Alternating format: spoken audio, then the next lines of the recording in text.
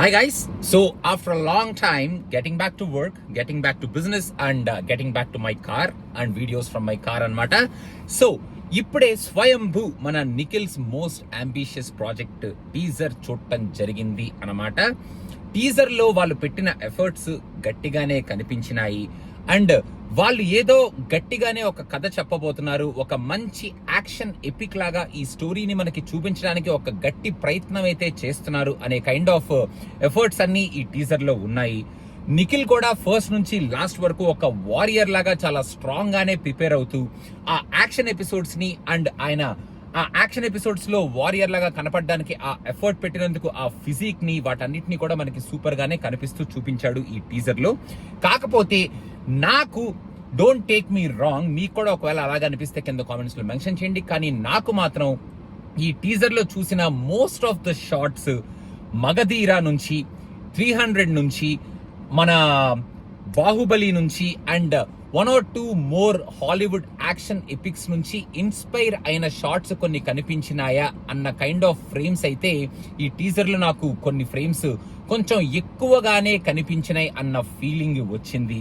And also green screen shorts కూడా కొంచెం మనకి కొట్టొచ్చేటట్టు కనిపించే షార్ట్స్ కొన్ని ఈ టీజర్ లో మనకి కనిపించినాయి.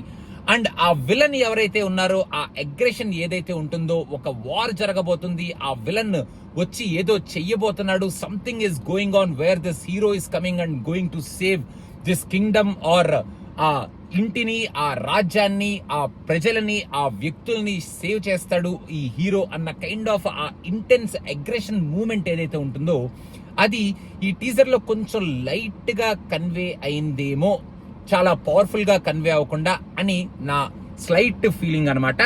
అండ్ ఆ లాస్ట్ షాట్ మన నిఖిల్ షర్ట్లెస్ బాడీతో సూపర్ గా కనిపించాడు ఆ షాట్ లో. కాకపోతే ఆ లాస్ట్ షాట్ బాహుబలి నుంచి కంప్లీట్ గా డైరెక్ట్లీ ఇన్స్పైర్డ్ షాట్ లాగా ఆ లాస్ట్ షాట్ ని తీసుకున్నారు.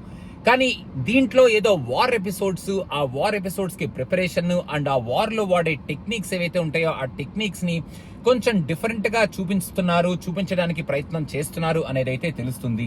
మన సునీల్ గారు కూడా ఒక ఎపిక్ లుక్ లో మనకి గడ్డం పెట్టుకొని చాలా డిఫరెంట్ గా కనిపిస్తున్నారు. ఆయన రోల్ ఈ సినిమాలో ఎలా ఉంటుందో మనం చూడాలి. అండ్ ఓవరాల్ గా మన హీరోయిన్స్ కానీ మన నిఖిల్ కానీ వీళ్ళందరూ ఆ ఎపిక్ గెటప్స్ లో కొంచెం ఆ హిస్టారిక్ లుక్ లో మనకి బాగానే, ఆ పీరియడ్ లుక్ లో మనకి కొంచెం బాగానే కనిపించారు.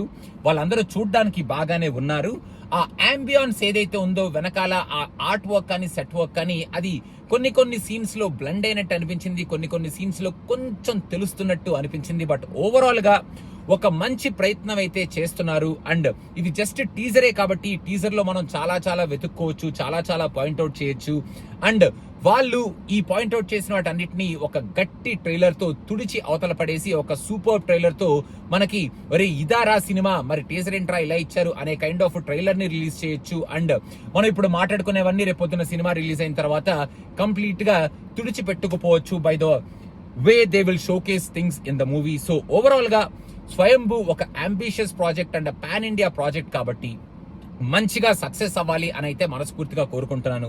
టీజర్ చూసిన తర్వాత నా రియాక్షన్ అయితే ఇది అని మీకు తెలియజేస్తూ, మన సినిమా పిచ్చా USA premiere reviews will be back from funky. So stay tune for funky USA premiere response from USA from మీ finally after a month of ఒక బ్రేక్ అనుకోండి, ఏదైనా అనుకోండి. సో అదనమాట సంగతి. So USA premieres will be back. Swayambhu మీకు ఎలా అనిపించింది అనేది కింద కామెంట్స్ లో మెన్షన్ చేయండి. And please do subscribe to cinema Piccha. Thank you so much.